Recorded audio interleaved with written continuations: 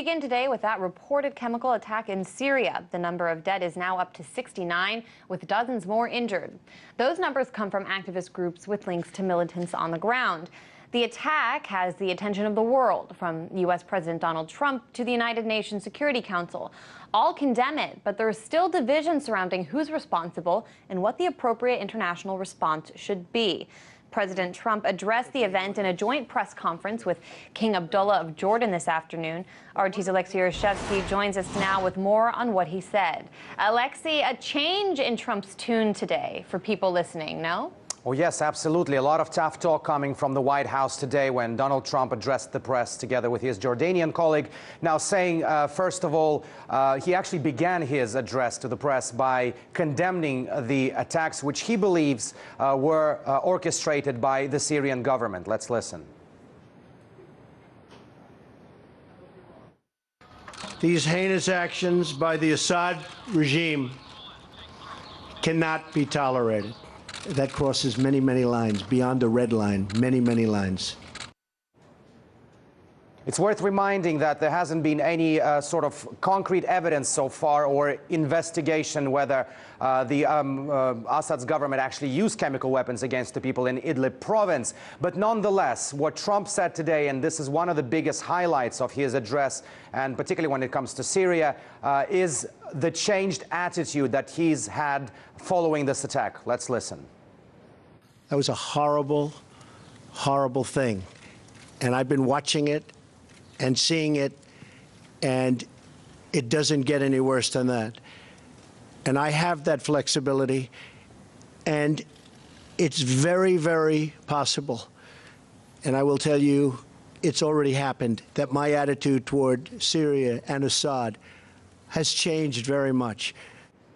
Now, the biggest talk of the town and the biggest question right now is how exactly this attitude would change, because just last week and the weeks before that, we had been hearing from the White House and the government officials, including the Secretary of State Rex Tillerson, that somewhat the position changed on Assad. They no longer wanted the regime change.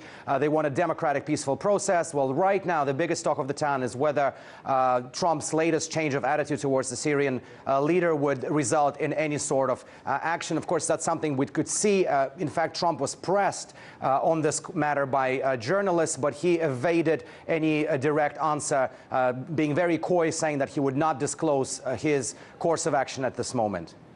All right, RT's Alexei Yarshevsky monitoring that press conference for us. Thank you so much. And yesterday's reported attack was also high on the agenda of today's UN Security Council meeting. The UN High Representative for Disarmament Affairs said he can't confirm who's responsible for the attack in Syria's Idlib province. That despite claims earlier a chemical strike had been carried out by Syrian jets.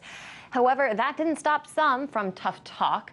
That didn't rather stop some tough talk from U.S. Ambassador to the UN Nikki Haley in that meeting today. RT's Caleb Maupin continues our coverage from New York. Now, you might have thought that with nothing being confirmed and the allegations still unproven and no investigation taking place, that it would not yet be the time to take such things to the UN Security Council. But if you thought that, you would be wrong. The tone of the United Nations Security Council was very heated, with representatives of different countries exchanging very, very heated and extreme allegations and words. This is Rycroft, the UK ambassador representing the United Kingdom. And when he spoke, he accused Russia and China of essentially enabling the Syrian government by vetoing previous resolutions regarding chemical weapons. On the 28th of February, we could have sent a clear message that day, a clear signal that there would be consequences for using these horrific weapons. But after Russia and China vetoed, it seems that the only message sent to Assad was one of encouragement. And yesterday, we saw the consequences of those vetoes. Now, the ambassador representing the Russian Federation responded to Rycroft's comments, putting in context Russia and China's decision to veto previous resolutions regarding chemical weapons.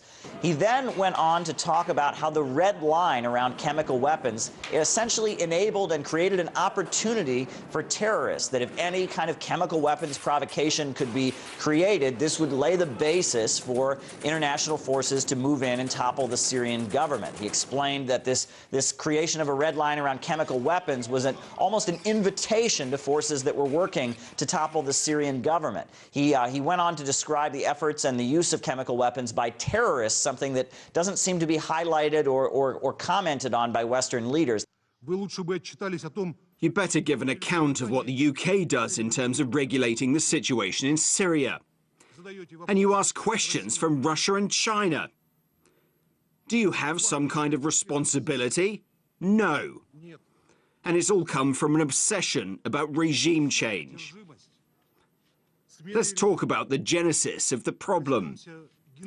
The dividing line in history of toxic chemicals use in Syria and then full toxic warfare was so-called red lines initiated by the previous US administration, and the crossing of which would lead to military intervention in the Syrian conflict.